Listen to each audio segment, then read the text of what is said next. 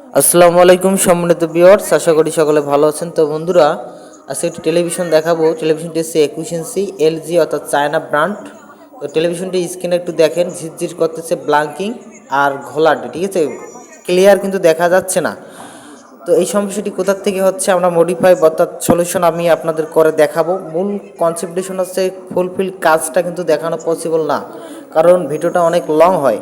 তো বন্ধুরা, তো আমি ব্যাক কভারটি খুলেই বেসবোর্ড ওপেন করব, কারণ আমার সমস্যাটি হচ্ছে বেসবোর্ডে বেসের মধ্যে যে নেক আছে, তো নেকের মধ্যে কোনো মশারাইজ অথবা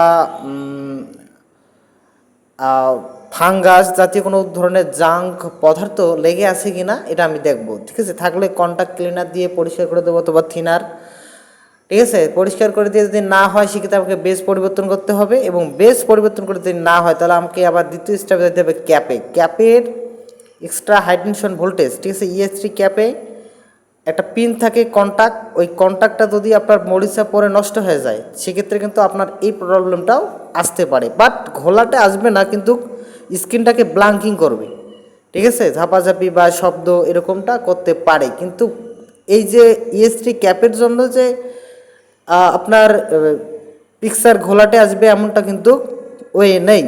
তাহলে এই যে সমস্যাটি হচ্ছে এটা মূলত হচ্ছে আমার বেস থেকে। তাই আমি বেসটাকে পরিবর্তন করে দেব, আর বেসটা পরিবর্তন করে দিলেই আমার অ্যাকচুয়ালি যে প্রবলেম সেই সমস্যাটি সমাধান হয়ে যাবে। তো আমি ধীরে ধীরে একটি টেস্টর নিয়ন টেস্টর দিয়ে এটাকে আস্তে আস্তে করে চাপ দেব, দিয়ে কভারটি খুলে নেব। কারণ এখানে বেশি চাপ দেওয়া যাবে না, এই নেকের মধ্যে বেশি চাপ দিলে, কারণ এই নেকটি একটি টিউব, ঠিক আছে, টিউবটা ফেটে যেতে পারে। তো এখানে ইএসটি ক্যাপ আছে এক্সট্রা হাই টেনশন ভোল্টেজ, এই ইএসটি ক্যাপে আবার সমস্যাটি থাকতে পারে কিনা এটাও আমি দেখে নেব।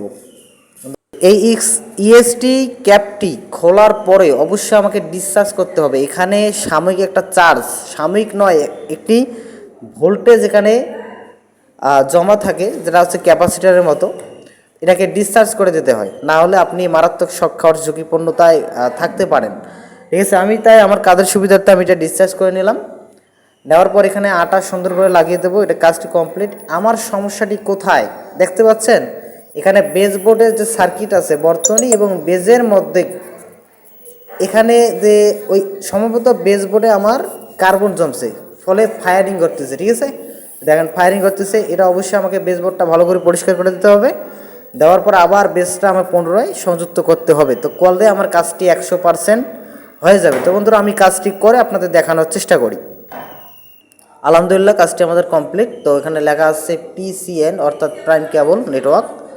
তো আগামীকাল এখানে দেখেন একদম ক্লিয়ার, কিন্তু আগের মতো আর কোনো প্রবলেম আছে কি নাই। তো ইনশাল্লাহ আমরা কাজটি সাকসেসফুল করে ফেলেছি। ইনশাল্লাহ নেক্সট টাইমে অনেক ভালো ভিডিও নিয়ে আসার চিন্তা ভাবনা করবো। অবশ্যই আমাকে পাশে থাকবেন, সাপোর্ট করবেন ইনশাআল্লাহ। আলহামদুলিল্লাহ, আসসালামু আলাইকুম।